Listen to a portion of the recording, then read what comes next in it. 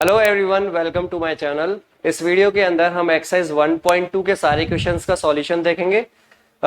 Solution start करने से पहले मैं आपको ये बताना चाहता हूँ कि इससे पहले के जो वीडियो है उसके अंदर हमने एग्जाम्पल भी सॉल्व किए हैं, तो आप पहले एक्सरसाइज 1.2 के एग्जाम्पल देखें, उसके बाद इसका सॉल्यूशन देखेंगे तो ज्यादा अच्छे से समझ में आएगा। तो क्लियर स्टार्ट करते हैं। Question first, proof that root 5 is irrational. तो क्वेश्चन के अंदर अभी तक हम प्रूफ कर चुके हैं थ्योरम और एग्जांपल के अंदर। रूट टू एक इरेशनल नंबर है, रूट 3 ये भी इरेशनल, इसको प्रूफ करके आए। अब इस क्वेश्चन के अंदर एक्सरसाइज में इसने रूट 5 को इरेशनल प्रूफ करवा रहा है। तो सेम जैसे हमने रूट 2 किया था, जैसे ही रूट 3 किया था, इसको भी हम वैसे ही सॉल्व करेंगे। तो स्टार्ट करते हैं सॉल्यूशन और इसकी फर्स्ट स्टेटमेंट लिखते हैं। फर्स्ट स्टेटमेंट हमने लिखा, let us assume to the contrary that root 5 is rational. यानी कॉन्ट्राडिक्शन मेथड अपन यूज कर रहे हैं।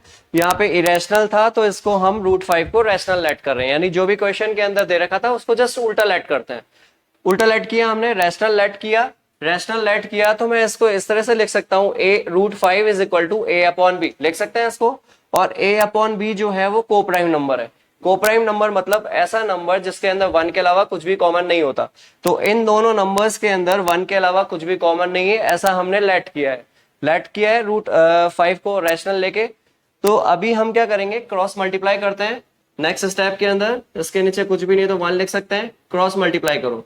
तो क्रॉस मल्टीप्लाई करा, 5 को बी को रूट 5 से मल्टीप्लाई करेंगे तो हम इसको ऐसे लिख सकते हैं, root 5 B is equal to A, क्योंकि 1 को ए से मल्टीप्लाई करेंगे तो ए आएगा। नेक्स्ट स्टेप के अंदर इन दोनों साइड्स का हमको स्क्वायर करना पड़ेगा, तो इसको लिखते हैं स्क्वायरिंग बोथ साइड। तो साइड का स्क्वायर किया तो हमको कुछ इस तरह से मिलेगा, रूट 5 बी का whole square is equal to A square. Square करते हैं, रूट 5 का अगर आप स्क्वायर करते हो तो इसका मतलब होता है रूट 5 इंटू रूट 5, और दोनों को मल्टीप्लाई करते हैं तो इसका रिजल्ट आता है 5। तो रूट 5 का स्क्वायर को मैं इस तरह से लिख सकता हूँ 5, और बी का स्क्वायर किया तो B square is equal to हो गया ए स्क्वायर। अभी बी स्क्वायर जो है 5 का मल्टीपल है, 5 का मल्टीपल है, इधर मल्टीप्लाई में, इसको इधर की साइड भेजेंगे तो ये डिवाइड में हो जाएगा। तो हम इसको इस तरह से लिख सकते हैं, B square is equal to A square upon 5। अब यहां हम देखते हैं जो 5 है ए स्क्वायर को डिवाइड कर रहा है। 5 ए स्क्वायर को अगर डिवाइड कर रहा है तो मैं ये भी बोल सकता हूं कि 5 इसके विदाउट स्क्वायर को भी डिवाइड करेगा। ये हमने पढ़ा है थ्योरम 1.2 के अंदर। तो इस स्टेटमेंट को लिखते हैं। तो इसको लिखा, 5 डिवाइड्स ए स्क्वायर। 5 ए स्क्वायर को अगर डिवाइड करता है तो 5 इसके विदाउट स्क्वायर को भी डिवाइड करेगा। कौन सी थ्योरम से? 1.2 थ्योरम से। इसको हमने प्रूफ भी किया है। तो 5 इसके विदाउट स्क्वायर को भी डिवाइड करेगा। तो मैं इसको ऐसे लिख सकता हूं, ए डिविडेंड और 5 डिवाइजर। अब 5 ए को अगर डिवाइड कर रहा है तो इसका कुछ ना कुछ रिजल्ट तो आएगा ही। तो क्योंकि यहाँ पे कोई डिजिट नहीं है तो मेरे को एक इंटीजर लेना पड़ेगा। तो मैं एक और इंटीजर लेता हूं, ए और बी के अलावा जो हमने लिया सी, और यहाँ पे ये भी डिफाइन करो कि सी जो है वो एक इंटीजर है। तो इस स्टेटमेंट को लिखता हूं, सी इज सम इंटीजर।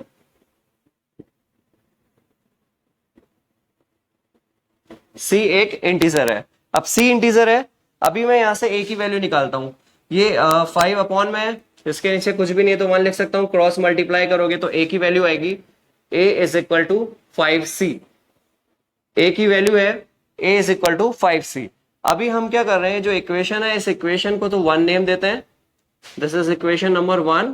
और जो ए की वैल्यू आई है इसको हम इक्वेशन सेकंड बोलते हैं, ये इक्वेशन सेकंड है। नेक्स्ट स्टेप के अंदर ए की वैल्यू को हम इक्वेशन 1 के अंदर पुट करेंगे, तो इसको हम इस तरह से लिख सकते हैं। तो नेक्स्ट स्टेप के अंदर लिखा हमने, putting the value of A in equation 1, यानी जो ए की वैल्यू है उसको इक्वेशन 1 के अंदर पुट करते हैं। अब इक्वेशन 1 क्या है, डिफाइन करते हैं। इक्वेशन 1 है 5b square is equal to A square. अब ओनली इस ए की वैल्यू में रखता हूं जो कि है 5c, रखते हैं इसके अंदर ए की वैल्यू डाला 5c, और इसका होल स्क्वायर था, और यहां से है 5b स्क्वायर। ओपन करो, 5b square is equal to 5 का स्क्वायर ओपन करो तो 25, एंड c का स्क्वायर किया तो c स्क्वायर। तो यहां से मैं 5 को और 25 को कैंसिल कर सकता हूं 5 टाइम्स। तो इक्वेशन आया b square is equal to 5c square.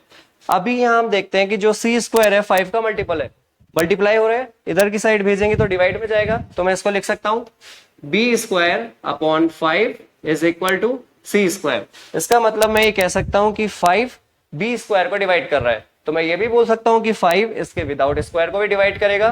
Theorem 1.2 के अकॉर्डिंग लिखते हैं इसको। मैंने लिखा 5 डिवाइड्स बी स्क्वायर, तो 5 डिवाइड्स बी ऑल्सो। अगर बी 5 बी स्क्वायर को डिवाइड करता है तो 5 उसके विदाउट स्क्वायर को भी डिवाइड करेगा 1.2 थ्योरम के अकॉर्डिंग। तो अभी यहां हम ये देखते हैं, इस इक्वेशन के अंदर 5 डिवाइड कर रहा था ए को और इधर 5 डिवाइड कर रहा है बी को। इसका मतलब मैं ये कह सकता हूं इन दोनों को देख के 5 डिवाइड कर रहा है ए को और 5 डिवाइड कर रहा है बी को। इसका मतलब मैं कह सकता हूं कि ए और बी के अंदर 5 ऐसा कॉमन फैक्टर है। ए और बी के अंदर 5 यहाँ पे कॉमन है, दोनों के अंदर आ रहा है। तो मैं इस स्टेटमेंट को इस तरह से लिखता हूं। मैंने इस स्टेटमेंट को लिखा therefore A and B have 5 as a common factor. A और बी के अंदर 5 कॉमन फैक्टर है, लेकिन हमने स्टार्टिंग में कैलकुलेट किया था कि जो ए और बी है वो को प्राइम नंबर है। इसके अंदर इन दोनों नंबर्स के अंदर 1 के अलावा कुछ भी कॉमन नहीं होना चाहिए, लेकिन यहाँ पे तो 5 कॉमन आ रहा है दोनों के अंदर, तो हम इस बात को लिख सकते हैं।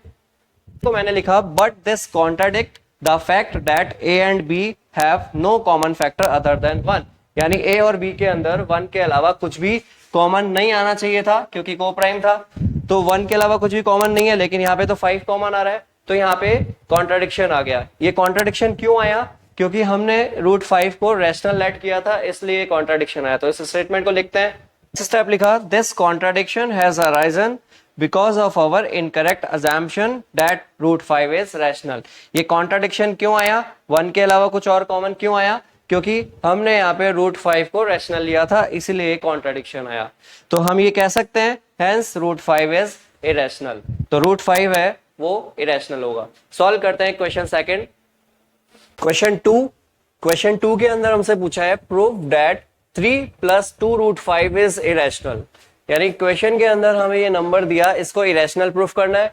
अब इरेशनल प्रूफ करने के लिए हमने कॉन्ट्राडिक्शन मेथड यूज किया था आपसे पहले भी, वही कॉन्ट्राडिक्शन मेथड लगाते हैं। कॉन्ट्राडिक्शन मेथड ये बोलता है कि जो भी यहाँ पे इरेशनल दे रखा है उसको आप जस्ट अपोजिट लेट करोगे, तो हम इसको लेट करेंगे कि ये रैशनल नंबर है।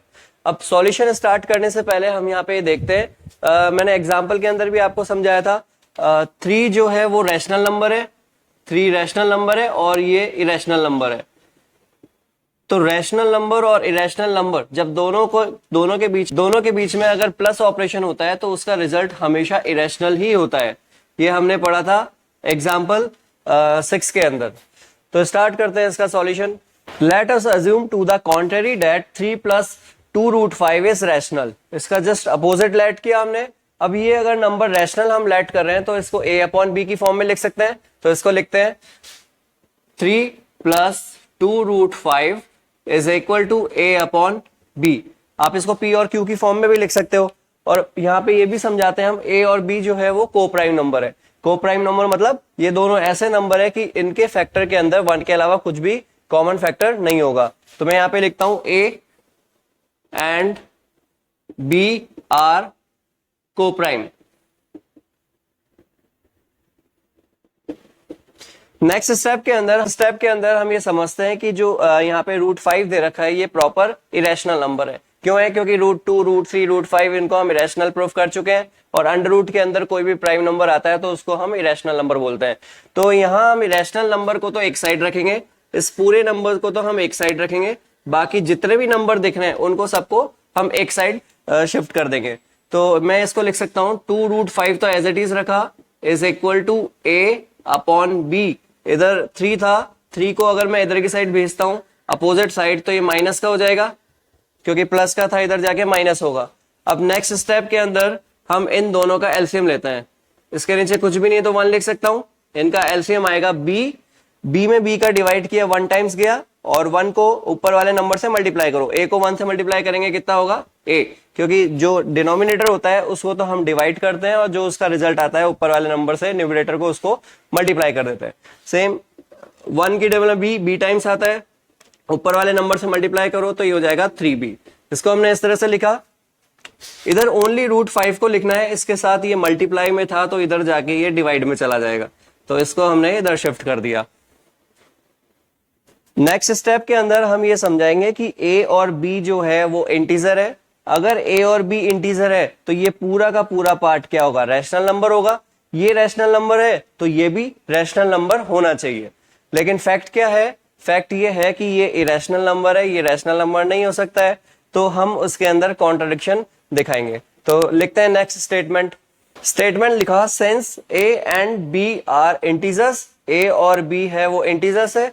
अगर ये इंटीजर्स है और a अपॉन बी की p अपॉन क्यू की फॉर्म में लिखा हुआ है तो मैं इसको ये बोल सकता हूं कि 1/2 a minus 3b is rational, जो कि क्या होगा, ये रैशनल होगा।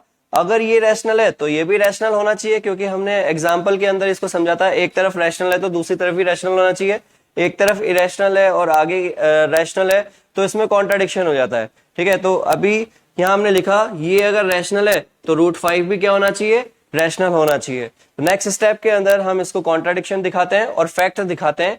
√5 जो है वो इरेशनल नंबर है।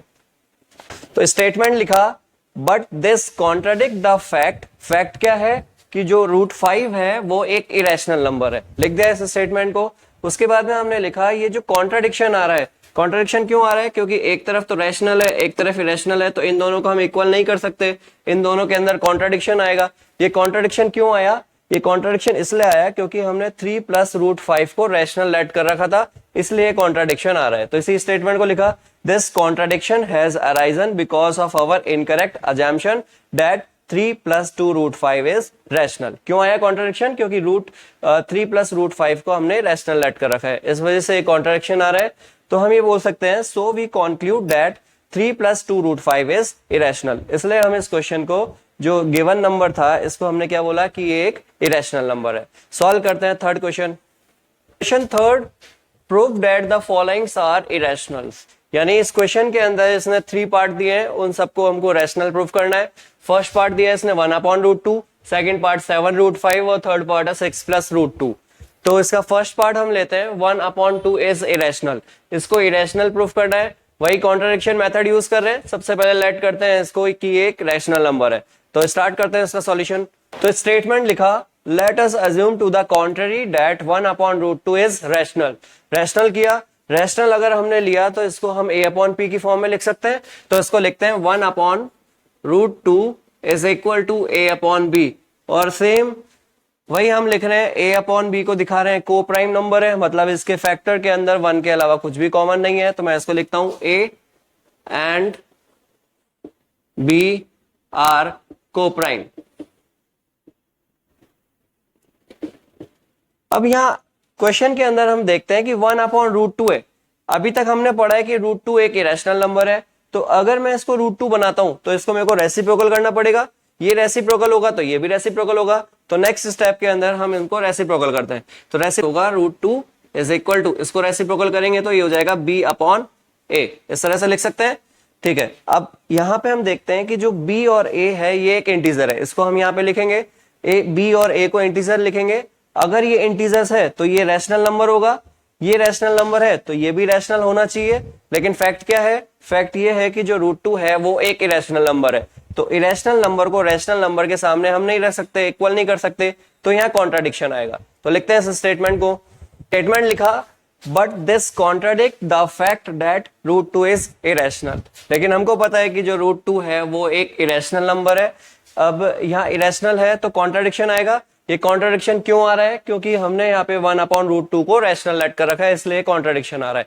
एक तरफ इरेशनल हो रहा है एक तरफ रैशनल हो रहा है। तो इस कॉन्ट्राडिक्शन को इस कॉन्ट्राडिक्शन का स्टेटमेंट लिखा, this contradiction has arisen because of our incorrect assumption that 1/√2 is rational. तो ये कॉन्ट्राडिक्शन इसलिए आ रहा है, रैशनल है। अब रैशनल अगर है तो हम ये बोल सकते हैं, so we conclude that 1/√2 is irrational number. Solve करते हैं second part. 7√5 is irrational. Same वही जो हर क्वेश्चन में करते आ रहे हैं, कॉन्ट्राडिक्शन मेथड लगाएंगे। इरेशनल दे रखा है तो इसको हमने लेट कर लिया कि एक रैशनल नंबर है। रैशनल नंबर है तो a/b की फॉर्म में लिख सकते हैं। तो लिखते हैं इसको 7√5 इज इक्वल टू a/b। और ये भी समझा देते हैं a and b are coprime, a and b are coprime. Coprime है यानी 1 के अलावा कुछ भी कॉमन नहीं होगा इन दोनों के फैक्टर के अंदर। अब यहाँ हम इसको गौर से देखते हैं तो हमको ये समझ में आता है कि जो √5 है वो एक प्रॉपर इरेशनल नंबर है। तो इसी को तो हम इधर ही रखेंगे और बाकी सारे नंबर को दूसरी साइड भेज देंगे। तो सेकंड जब इसको मैं दूसरी साइड ट्रांसफर करता हूं तो 7 मल्टीप्लाई में हो रहा है, इधर जाके डिवाइड में हो जाएगा, तो इसको हम लिख सकते हैं √5 is equal to a upon 7b, क्योंकि इधर मल्टीप्लाई में था, इधर जाके डिवाइड में हो जाएगा। मैं a और b को यहाँ पे डिफाइन करूंगा। a और b यहाँ डिफाइन करूंगा कि ये दोनों की दोनों इंटीजर्स है। अब ये दोनों अगर इंटीजर है तो ये पूरा नंबर जो होगा वो रैशनल नंबर होगा। ये रैशनल नंबर है तो ये भी रैशनल होना चाहिए, लेकिन फैक्ट हमको क्या पता है कि जो इरेशनल √5 है वो इरेशनल नंबर है। तो इस स्टेटमेंट को लिखते हैं। स्टेटमेंट लिखा, since a and b are integers, a and b integers है तो ये भी रैशनल नंबर होगा। a upon 7b is a rational number, ये रैशनल नंबर है तो इधर भी ये भी रैशनल नंबर होगा, एंड सो √5 इज रैशनल। लेकिन फैक्ट क्या है? फैक्ट ये है कि जो √5 है वो एक इरेशनल नंबर है। इसको लिखा, but this contradict the fact that √5 is irrational. अब यहाँ कॉन्ट्राडिक्शन होगा। कॉन्ट्राडिक्शन क्यों होगा? क्योंकि एक तरफ तो है रैशनल, एक तरफ है इरेशनल। तो इस तरह का जो कॉन्ट्राडिक्शन आ रहा है वो क्यों आ रहा है? क्योंकि यहाँ पे 7 √5 को हमने रैशनल लेट कर रखा है, इसलिए ये कॉन्ट्राडिक्शन आ रहा है। तो स्टेटमेंट लिखा, this contradiction has arisen because of our incorrect assumption that 7 √5 is rational. तो ये रैशनल नहीं है, तो रैशनल नहीं है तो क्या होगा? So we conclude that 7 √5 is irrational. सॉल्व करते हैं इसका थर्ड पार्ट। थर्ड पार्ट के अंदर 6 प्लस √2 को इरेशनल प्रूफ करना है। कॉन्ट्राडिक्शन मेथड लगाते हैं और इरेशनल दे रखा है तो इसको हम रैशनल लेट कर लेते हैं। तो स्टेटमेंट लिखा, let us assume to the contrary that 6 plus √2 is rational. Rational है तो इस नंबर को a अपॉन b की फॉर्म में लिख सकते हैं। लिखा है इसको a अपॉन b, और a और b को डिफाइन करा कि ये कोप्राइम नंबर्स है। अब नेक्स्ट स्टेप के अंदर हम यहाँ पे देखते हैं कि √2 जो है वो इरेशनल नंबर है, तो ये तो यही रहेगा। बाकी सारे नंबर को हम दूसरी साइड ट्रांसफर कर देंगे। तो √2 is equal to a upon b, ये प्लस में है तो इधर जाके माइनस का हो जाएगा, तो -6 किया। नेक्स्ट स्टेप के अंदर हम यहाँ पे ये समझाएंगे, एलसीएम लेने की जरूरत नहीं है, आप इसको डिफाइन कर दो। यहाँ हम डिफाइन करेंगे कि a और b जो है वो इंटीजर है। अगर ये इंटीजर है तो ये पूरा का पूरा नंबर रैशनल नंबर होगा। ये रैशनल है तो ये भी रैशनल होना चाहिए। लेकिन फैक्ट क्या है? फैक्ट ये है कि जो √2 है वो एक इरेशनल नंबर है। तो लिखते हैं स्टेटमेंट को। हमने स्टेटमेंट लिखा, since a and b are integers, a और b जो है वो इंटीजर्स है तो ये पूरा का पूरा क्या होगा? रैशनल नंबर होगा। एंड सो तो √2 भी एक रैशनल नंबर होगा। अगर ये रैशनल है तो ये भी रैशनल होगा। But this contradict the fact, लेकिन फैक्ट क्या है कि √2 इज अ इरेशनल। ये √2 एक इरेशनल नंबर है। ये ऐसा कॉन्ट्राडिक्शन क्यों आया? एक तरफ तो रैशनल, एक तरफ इरेशनल। कॉन्ट्राडिक्शन इसलिए आया क्योंकि हमने 6 प्लस √2 को रैशनल लेट कर रखा था, इसलिए कॉन्ट्राडिक्शन आया, जो कि गलत है। This contradiction has arisen because of our incorrect assumption that 6 plus √2 is rational. तो हम ये कंक्लूड कर सकते हैं कि अगर ये रैशनल नंबर नहीं है तो क्या होगा? So we conclude that 6 plus √2 is irrational. I hope आपको सारे क्वेश्चन समझ में आए होंगे। अगर समझ में नहीं आया तो वीडियो को एक बार फिर से देखें। नेक्स्ट वीडियो के अंदर हम चैप्टर 2 का इंट्रोडक्शन पार्ट देखेंगे और उसके क्वेश्चन भी सॉल्व करेंगे। और हाँ, जाने से पहले एक बार चैनल को लाइक करें, सब्सक्राइब करें। मिलते हैं नेक्स्ट वीडियो में।